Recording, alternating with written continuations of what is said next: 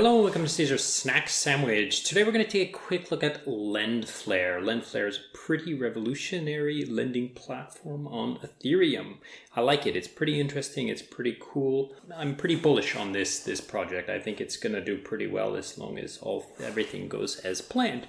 I'm going to use a flowchart to explain to you what it does. But you could come to the docs and read them.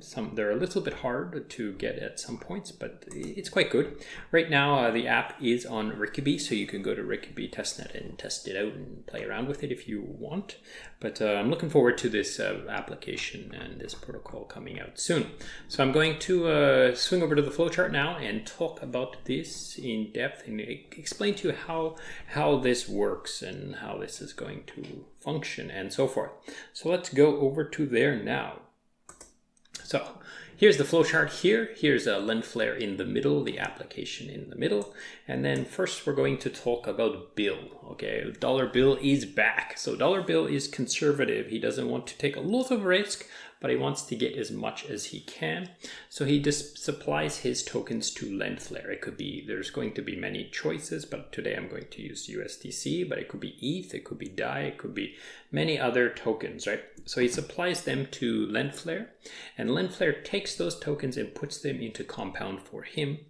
And and then, the APY from these compound tokens is added to this pool. So everybody who supplies to it is just basically they're getting compounded interest inside here, right? So through Compound. But because he supplied through LendFlare, he's also going to get rewarded with this LendFlare token, LFT governance token. Okay, so what does that token do?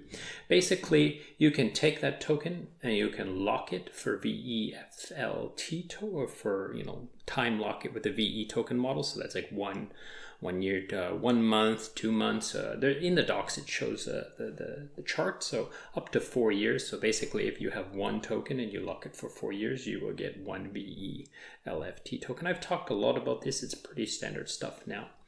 If you don't understand this, read the docs about the VE LFT. But basically, it's a time lock. And what this time lock gives you is governance powers over the protocol. And it also gives you a boost on your reward, so up to 2.5x. So you're going to get more LFT tokens by locking your tokens up. Okay. Over to the second player in this protocol. There are two actors in this. There's Bill and then there's a Boosted Bill. So Boosted Bill's a little more degen and he wants to do something a little more risky. So he takes some Curve LP tokens. In this case, I'm using 3 pool. And he supplies them to LendFlare as collateral and borrows USDC versus them. When he supplies the token and borrows, he also has to supply a little bit of ETH, and this is a liquidation incentive. Okay, so he locks that up as well. 0.1 ETH. Okay, now how much can he get? So the loan to ratio might change depending on assets, but for the most part, it's going to be about 85% loan to value. So, if let's say he puts $1,000, he can borrow $850, right? So for example, okay.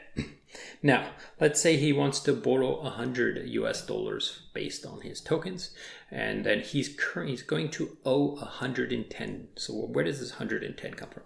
There are two major factors that come into play up here. There is the APY on Compound, right? And there is the utilization ratio of LendFlare. So when he borrows the USDC, they take the required amount out of Compound and they give it to him. But how much does he owe? He instantly owes more. And that's based on the APY on Compound at that time and the utilization ratio and the time at which he wants to hold this for. So this debt is time-based. It doesn't tick, tick, tick the longer you hold it. There is a time limit. So there's no liquidation risk outside of the time factor, right?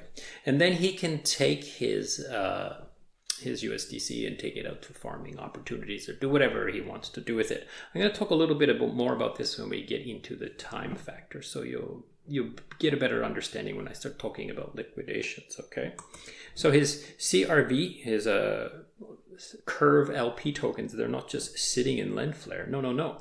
They're supplied to Convex to earn the Convex rewards that he would normally get if he just supplied to Convex. So that would be Convex and Curve tokens, or if it was ETH, he would also probably get Lido tokens and so forth. So they're going to supply this, and he's, that's his money being supplied for him, right?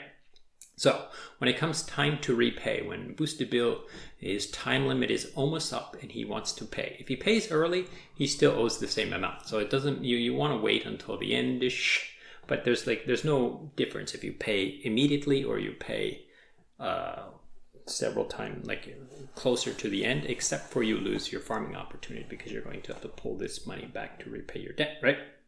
So when you repay, a lot of stuff happens. So let's go through this a little by little. So he takes the amount he owes and he repays it to LendFlare, okay? And then LendFlare immediately puts that back into Compound, okay? However, this locked ETH that he had locked in here for liquidation incentives is returned to him.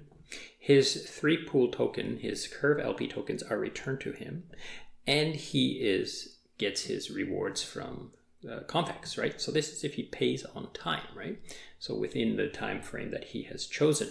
Now, as you can see here, it's 50 and 50. So there are this interest, this $10 is split half and half between Bill over here and the people who have locked VE LFT token holders.